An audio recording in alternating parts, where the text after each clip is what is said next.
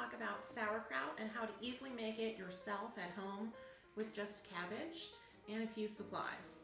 So I always find I have leftover cabbage, and this is a great way to preserve it and make it last a little longer and make something delicious. Cabbage is just finely chopped and preserved in a type of fermentation or brining. What you will need is a jar to put your cabbage in, some salt, other spices like pepper or whole cumin seeds, whatever you'd like. And then I also use a weight that'll fit inside of this jar to weigh it down to make sure that everything stays under the brining solution.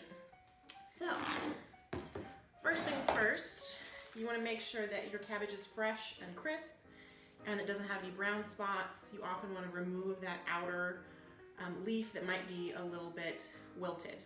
Then we're going to cut off the end.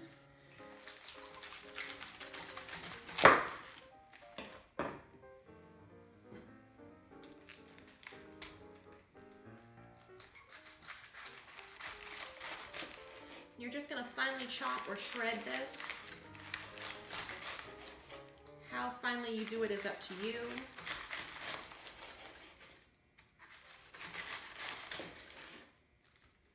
And you will need a bowl.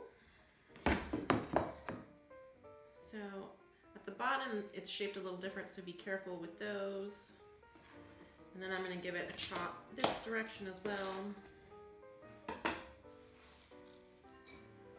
And you will find that it makes a surprisingly large amount, even just half a head.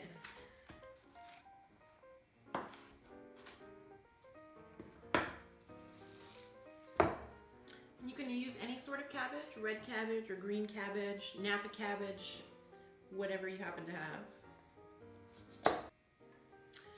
Now I have a bowl full of cabbage, and I'm going to sprinkle about a teaspoon of coarse salt.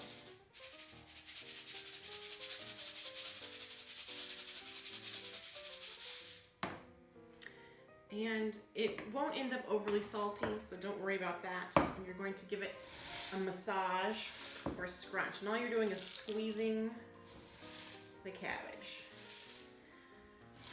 You don't have to do this. You could just let it sit in the bowl for 20 minutes until liquid starts to form. But I find this really speeds it up if you give it a little massage. And all you're doing is breaking those fibers up, working that salt through the cabbage, and letting it release its natural liquid. So now we're just going to cover that and let that sit for about 10 minutes until a liquid starts to form.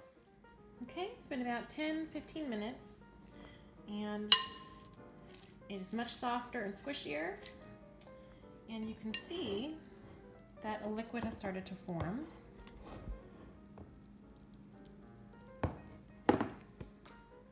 Now that our cabbage has wilted down and let some liquid out, you want to make sure that all of your utensils are clean and as sterile as you possibly can, and then we're going to put our cabbage into our jar.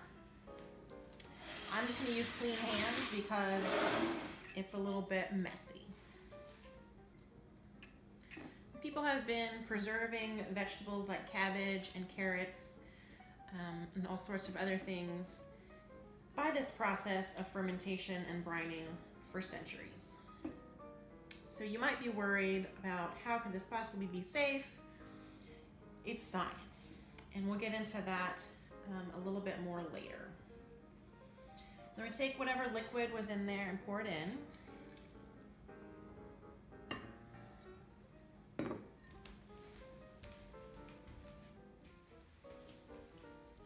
So you can see that half a cabbage, when it's wilted down, this is a 1.5 liter jar, is about half a jar.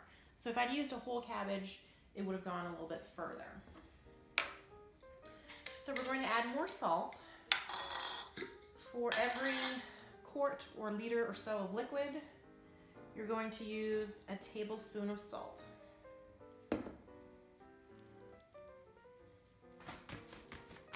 And then we're going to top it up with liquid. This is just water.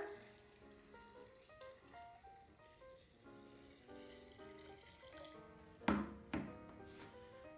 give that a shake to distribute that salt completely.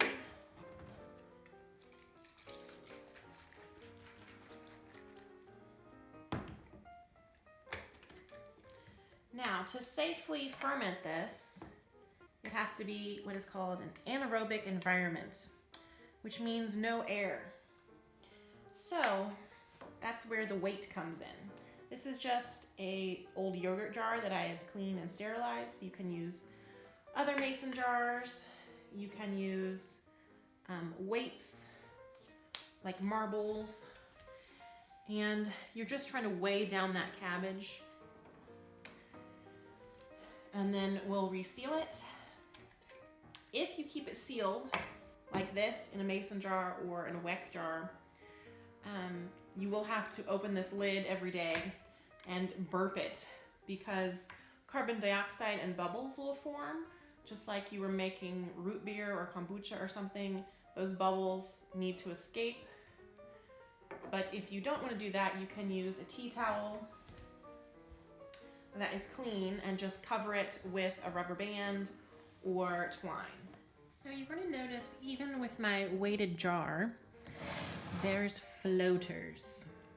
So we've got a nice dense packed cabbage here, but these ones floating on top over time can become a problem with mold and bacteria. So before you start, if you save some bigger pieces of cabbage leaf, you can press it down. So we're going to go ahead and try that. So I added more wilted cabbage, and I'm going to use my leaves to try to stop the little pieces from floating up.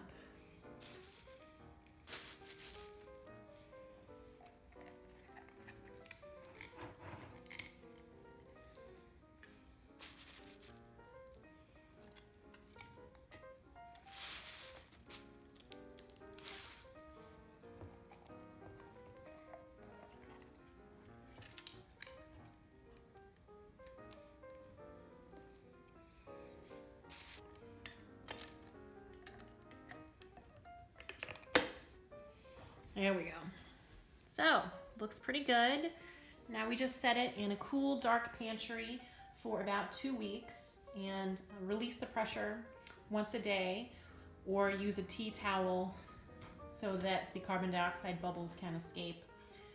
And it should be delicious.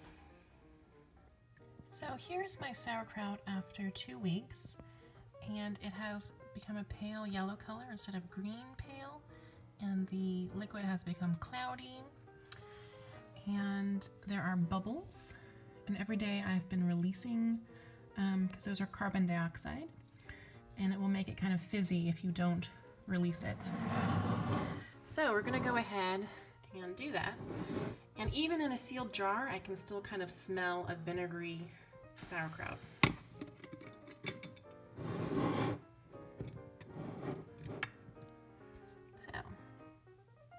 Sometimes there's a lot of bubbles that come up, and sometimes there are just a few. There, you can see them.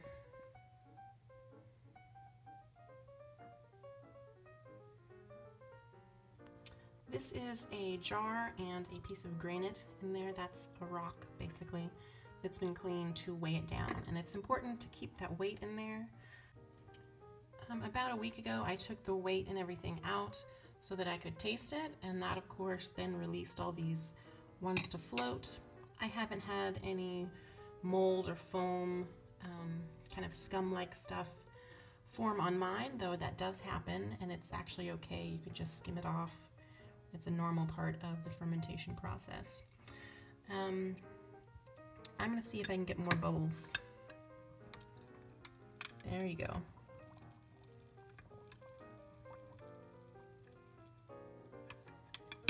And all I'm doing is pressing down so those bubbles trapped in the very bottom come up.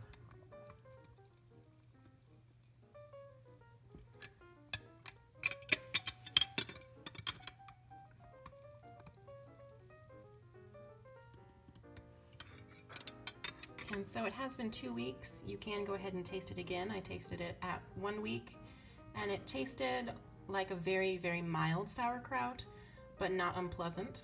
And it was still firm but not crunchy. It was kind of squeaky, which was a little weird. but still tasted good with my hot dogs. So I'm gonna go ahead and try this and see if it's reached the level of sourness that I want. So this is my sauerkraut after 2 weeks, and the color has changed, and it has a little bit of sourness, but it's not super sour. So I'm actually going to put my weight in my little jam jar back in there and let it have a few more days, possibly another week.